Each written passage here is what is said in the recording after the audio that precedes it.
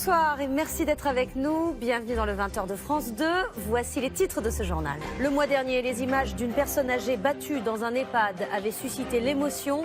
Nous irons au Québec où pour lutter contre ces violences, les caméras sont désormais autorisées dans les chambres.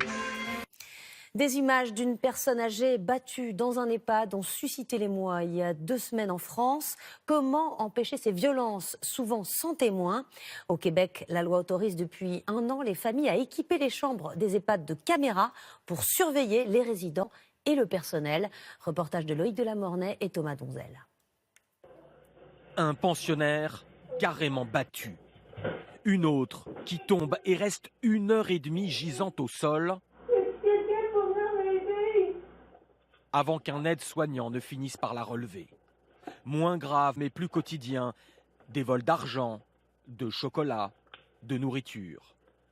Toutes ces images ont été enregistrées dans les EHPAD et maisons de retraite canadiennes ces dernières années par des caméras cachées par les familles. Devant la multiplication des scandales, le gouvernement du Québec a statué et pour la première fois a autorisé les familles à placer légalement une caméra, visible ou cachée, dans les chambres si elles ont une suspicion de mauvais traitement. C'est désormais requis par la loi. À l'entrée des EHPAD et des maisons de retraite québécois, les travailleurs et le personnel de soins sont désormais avertis par ce panneau. Il est possible que des mécanismes de surveillance soient installés par des résidents dans leurs chambres.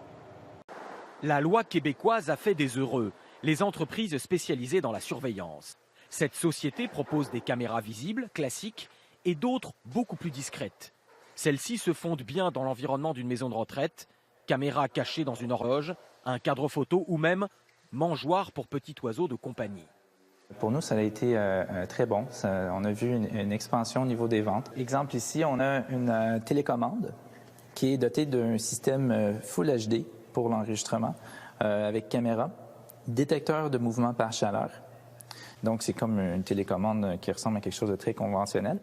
Depuis l'instauration de la loi, seule une minorité d'enregistrements vidéo a donné lieu à des poursuites judiciaires. Le plus souvent, les familles apportent ces preuves au médiateur et au comité d'éthique de l'établissement qui prend directement les mesures ou les sanctions avec le personnel concerné.